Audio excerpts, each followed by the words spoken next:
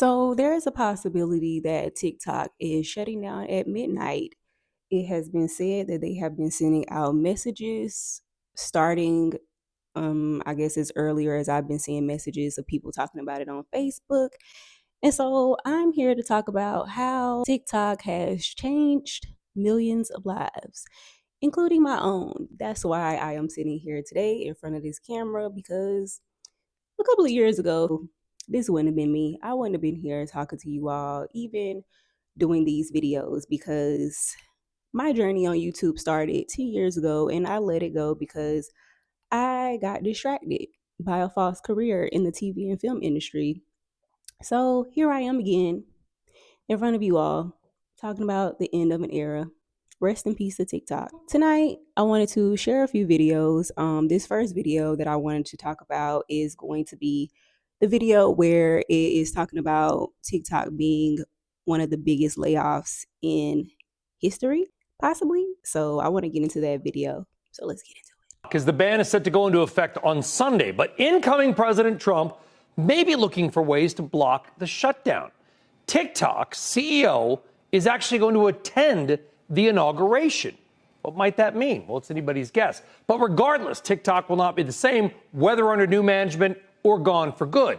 Any disruption could hit the platform as well, especially what's called the TikTok shop, along with the businesses that use it. And your next guest is the owner and founder of Canvas Beauty brand, selling 1 million units total on TikTok on Black Friday, even surpassing 2 million in sales in one day. One of the first to ever use the live stream TikTok feature. I'm pretending to sound like I know what I'm talking about. Stormy Steele, and we have confirmed that is indeed her real name. Yes, it is. Joining us, coming up from Huntsville. Stormy, welcome. I'm not going to pretend to know half of what I just said, but what would a TikTok shutdown mean for you, your brand, your employees, and Huntsville, Alabama, where you're based? To be honest, I feel like what's not being considered with the TikTok shop ban is the morale on the American people, right? I feel like it will be totally against 170 plus million people's right to speech, freedom of speech. And then on top of that, it'll directly impact their income in a significant way. Some people only find joy on TikTok shop platform in the palm of their hands. So outside of just financially, we got to talk about the Americans' emotional stability. Some people rely on this heavily. And as for me, we've done 3 million in a single day. And not only just us, a lot of people are connected to our brand through affiliates. They make money off of this. So I feel like if TikTok shop was to leave, I would personally consider it to be one of the greatest layoffs in American history. So what would you do? I mean, thank you for giving us a sense of what the financials are, because we always feel awkward asking people, how much money do you make? But we're trying to give us a sense of what's at stake. So a lot. Now that you know, because we all thought a few weeks ago, maybe this isn't going to happen. And now it's okay, maybe it is. So what's the backup plan? So I feel like no one really knows. A lot of people right now are already omni-channel, so we're on other platforms. But there's nothing like the power of the TikTok algorithm, and there's nothing like what TikTok has been able to do with TikTok Shop. They've somehow figured out a way to seamlessly integrate live selling with a brand, with a person who's sitting at home who can literally find something in their home and say, I love this. Let me go tell my friends about it and generate income. Have you tried Instagram or some of the other options? Oh, definitely. We've tried other platforms. We've seen success with other platforms, but we've never seen anything like TikTok Shop. So you think they're just better at it? What makes TikTok so good? I think it's the power of community, the fact that you can connect with your consumer. It's the one app. It doesn't matter who you are, how you look, what you have going on. You can turn your camera on and you can connect to your audience. You can connect to a person that's just like you. And then on top of that, with TikTok Shop, you can tell people about the things that you love and generate income. So I would have to agree with that. That's why people love TikTok, because people could show up. They could just be authentic. They could be them.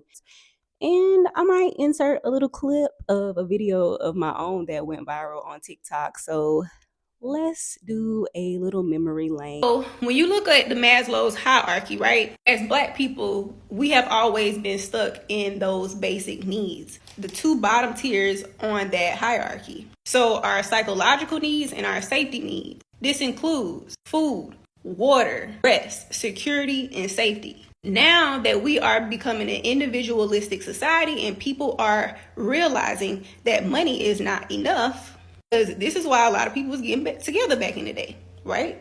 You are paying more attention to emotional intelligence.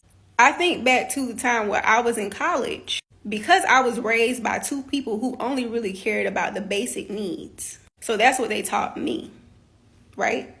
Your parents probably taught you only the basic needs because that's all they knew.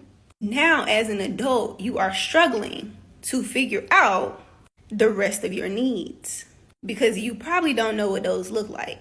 So then you begin to get into relationship after relationship after relationship, getting your heart broken. You have needs, but you don't really know how to articulate what those are. So you continue to be in this repeated cycle where you're not getting your needs met.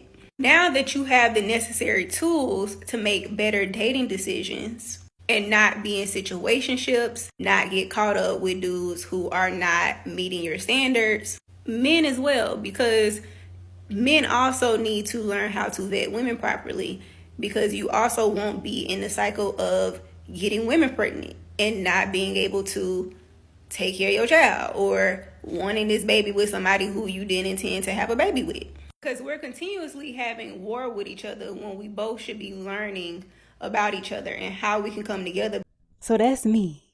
And now I would have never gotten on TikTok if it wasn't for me wanting to try something new, me wanting to be bold, and me wanting to show up as this newer version of myself, because I always felt like on Instagram I had to pretend, I had to show up a certain type of way. I always got to be on my P's and Q's, you know, the same story that you hear from everybody. But that's just really how I felt. I had been on Instagram since I want to say my sophomore year of high school, and that was like 2011, 2012.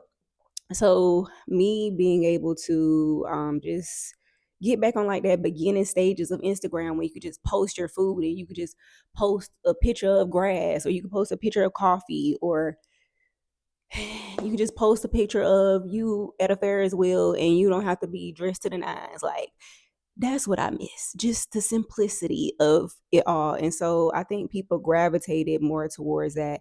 And even with the TikTok shop, like that reminds me of like QVC, but you have it in the palm of your hands and it's like multiple different sellers.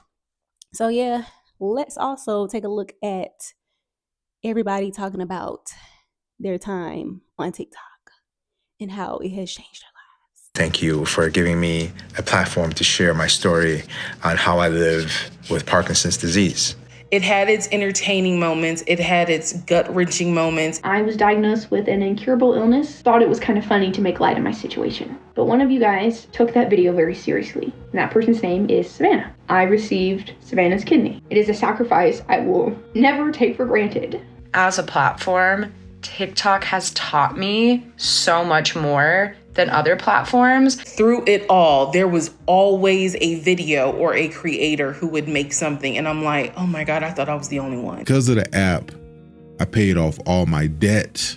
And ever since then, I've been living the best life I can ever live. I'm a 72-year-old woman and 24/7 caretaker for my husband. TikTok is my outlet. It's been a wonderful way to have some kind of connection and community. No, this will not be replicated anywhere else. What TikTok is doing is 100% unique. And if TikTok goes away, everything that we've built together will also go away. I've generated some awareness for Parkinson's, for fitness. Gave me the opportunity to educate millions of women about how to be better with money.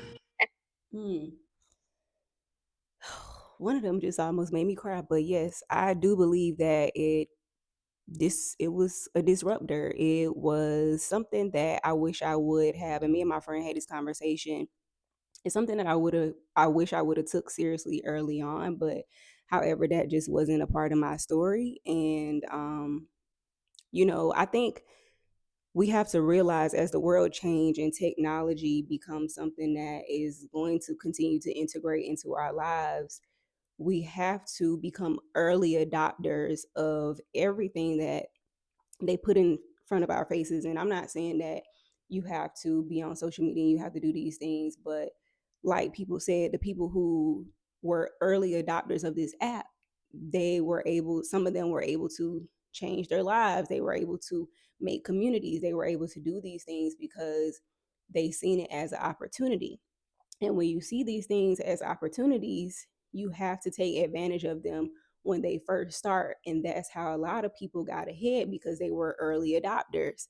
So you want to be someone, when you see something that's new and it comes up like Chat GPT, or a new app. I don't know about that Blue Sky app. I'm not getting over there. I don't know about you, but I'm not getting over there. Okay. Not doing it. This is the same thing I said about Snapchat. It's the same thing. Every time something new comes around, you are hesitant to try it out. You're hesitant to do, but you don't know if it's that very thing that may change your life. So yeah, it's sad and it's bittersweet. However, I don't believe that is going to be banned. Like, they may shut it down on Sunday, but I just feel that when it comes to this whole data thing, Trump tried to ban it 2020, and everybody was on him about that then. I feel like it's a little bit too late, and I feel like that's why he's trying to say that there's a possibility that he may be open to not banning it, because he see that it might just be a little too late. If they have your data, they have it, and then y'all download in Red Bird, Red Note, whatever it is. So, and y'all keep downloading stuff by the company that owns TikTok. What is it? Uh, Bite Dance or something like that. Yeah, it's Bite Dance that owns TikTok. I was like, is this right, or is, I don't know.